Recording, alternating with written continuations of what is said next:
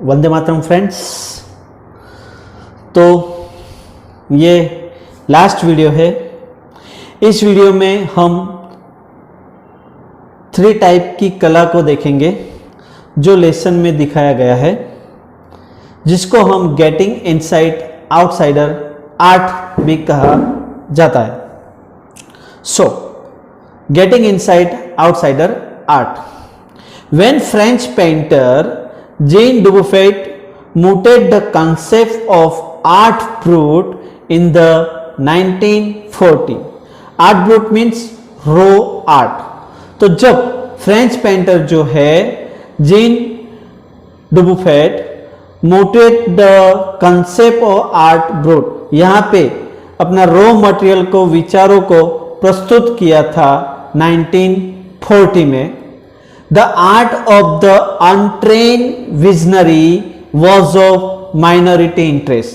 तो जब 1940 में जब रॉ आर्ट मटेरियल को जो पेंटर थे डुबुफेट, उसने उसका विचार जो प्रस्तुत किया था, मुटेट किया था, उसका कंसेप्ट जो है वो डिस्क्राइब किया था, तब द आर्ट ऑफ अनट्रेन का मतलब है not given any formal training, और विजनरी का मतलब है a person who has the ability to think about और plan the future in an intelligent imaginative way, was of minority interest. तो जब ये आर्ट जो है 1940 में जब प्रस्तुत किया था उसका कॉन्सेप्ट, तो इसकी आर्ट जो थी वो अनट्रेन थी, और लोगों की जिसमें अनट्रेन लोगों की जिसमें लोगों को इंटरेस्ट कम था, क्योंकि जो ये आर्ट थी तो वो अनट्रेन थी, ट्रेनिंग उसकी ली नहीं थी, तो लोगों को जिसमें इस आर्ट में थोड़ा इंटरेस्ट कम था, माइनॉरिटी इंटरेस्ट था। From its almost well beginning, तो उसकी शुरुआत जो है वो पर्दे के पीछे हुई थी, मीन्स उसकी शुरुआत जो थी वो थोड़ी अनक्लियर थी। Outsider art has gradually became the fastest growing area of interest in contemporary art internationally. Contemporary means modern.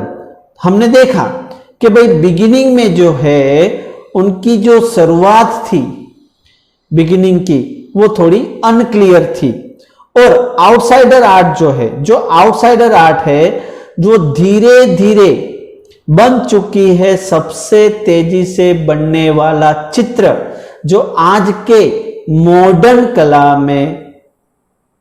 कला में इंटरनेशनली कला में आज सबसे तेजी से बनने वाला चित्र बन चुका है। जो शुरुआत में जो था अनक्लियर था, वही आउटसाइडर आर्ट जो है वो धीरे धीरे इंटरनेशनली, आधुनिक दुनिया में, मॉडर्न दुनिया में इंटरनेशनली उसका चित्र जो है वो सबसे तेजी से बनने वाला चित्र बन चुका है।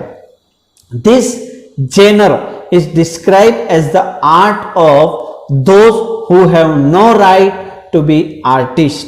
तो यहाँ पे जेनर मीन्स पर्टिकुलर टाइप, तो यहाँ पे जो पर्टिकुलर टाइप जो डिस्क्राइब किया गया है as the art of those, एक ऐसी कला को कि जो आर्टिस्ट को कुछ हक नहीं है, राइट्स नहीं है, अधिकार ही नहीं है, क्योंकि वो अनट्रेन था। As they have received no formal training, क्योंकि उसने कुछ ट्रेनिंग ली नहीं थी, तो उनको राइट ही नहीं था, अधिकार ही नहीं था कि ऐसी पर्टिकुलर टाइप की जो आर्ट है वो डिस्क्राइब करे।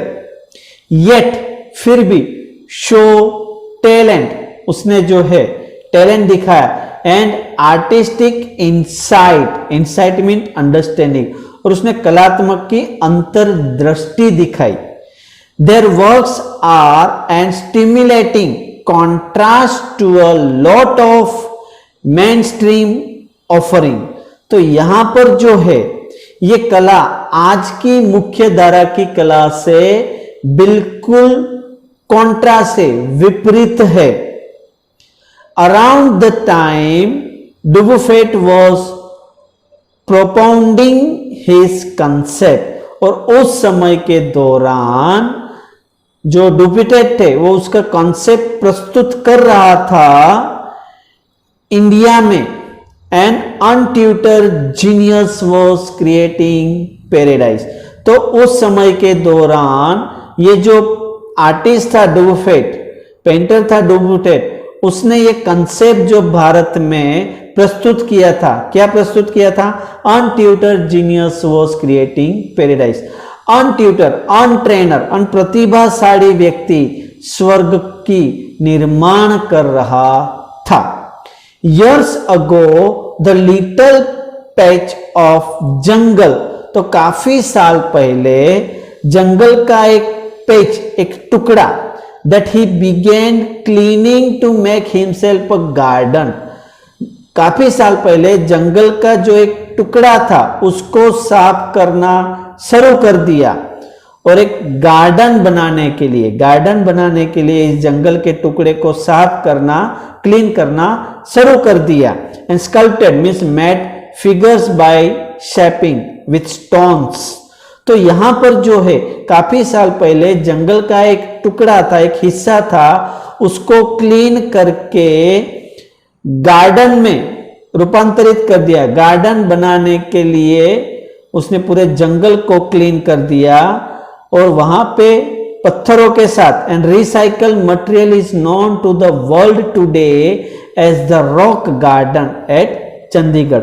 तो यहाँ पे काफी साल पहले जंगल का एक टुकड़े को उसने साफ कर दिया था गार्डन बनाने के लिए। तो स्टोन को और ऐसे मटेरियल को जिसको दोबारा यूज किया जा सके, उसको यूज करके एक ऐसा गार्डन तैयार किया जो दुनिया में रॉक गार्डन से पहचाना जाता है, जो चंडीगढ़ में आया है।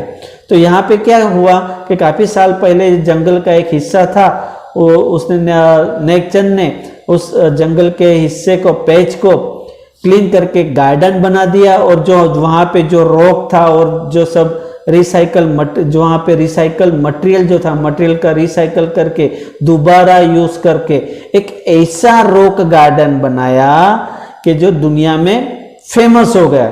और वो रॉक गार्डन आया है चंडीगढ़ में।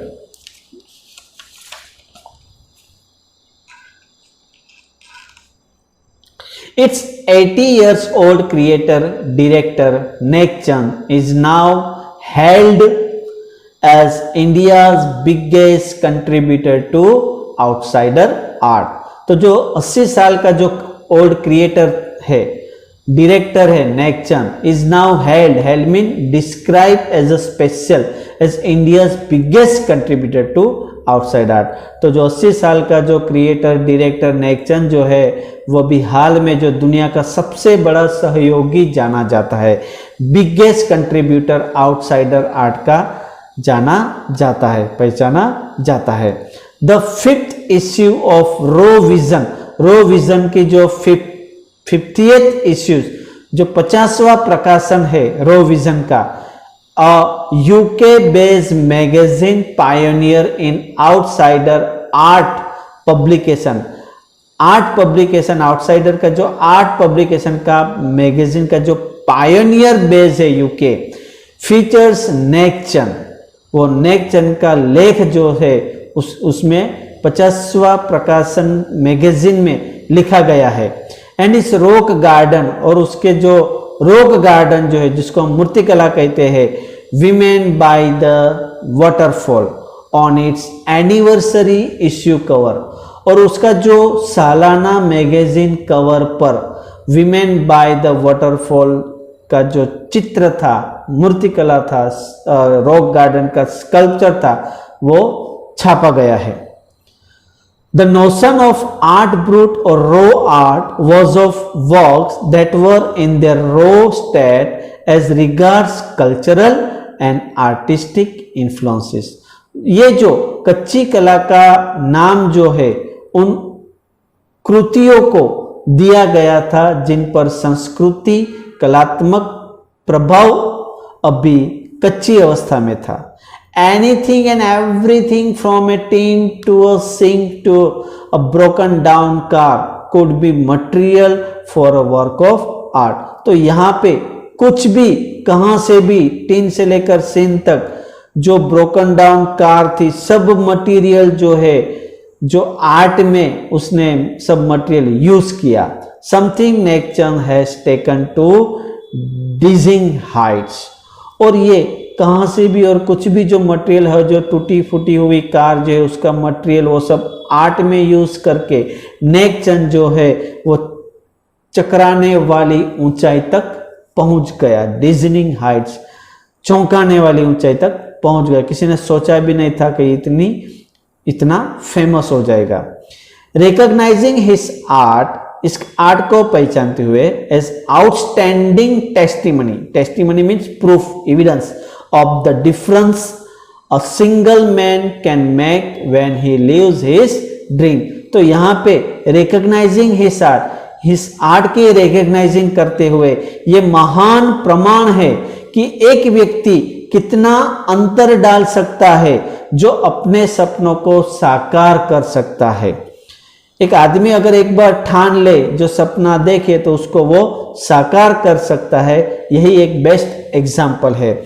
The Swiss commission for UNESCO, UNESCO का जो स्विस कमीशन है, विल बी ऑनरिंग, सम्मानित करेंगे by way of a European explosion. Explosion mean an event at which goods are showed a trade fair of his work. तो यहाँ पे कला प्रदर्शन का सम्मान करेंगे, यूनेस्को के स्विस कमीशन में उसका सम्मान करेंगे, कला प्रदर्शन का सम्मान करेंगे एंड ऑफ हिज वर्क का।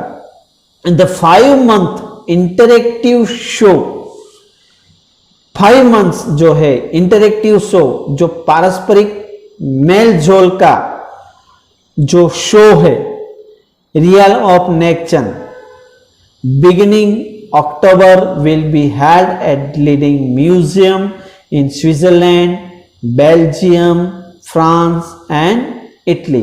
तो यहाँ पर जो है पारस्परिक मेल झोल का जो मेला है वो अक्टूबर में स्विट्जरलैंड, बेल्जियम, फ्रांस और इटली में मुख्य कला संग्रह में आरंभ होगा।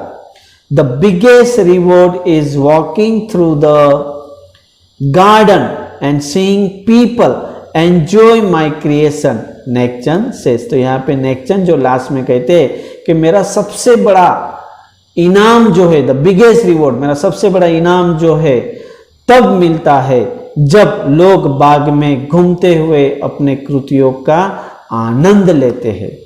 The biggest reward is walking through the garden and seeing people enjoy my creation. मेरा क्रिएशन जो मैंने जो क्रिएट किया है उसका अगर आनंद माने तो वही मेरा सबसे बड़ा इनाम है, ऐसा नेकचंद कहते हैं। बृंदा सूरी हिंदुस्तान टाइम्स में 28 अगस्त 2005 को ये लेख जो है, ये आर्टिकल जो है वो लिखा गया था। तो आप अपनी टेक्स्ट बुक में rock garden sculpture made of broken bangles by Nekchand, वो स्कल्पचर जो है वो आप देख सकते हैं। तो फ्रेंड्स, आशा रखता हूं कि आपको यहां पे समझ में आ गया होगा। Thank you.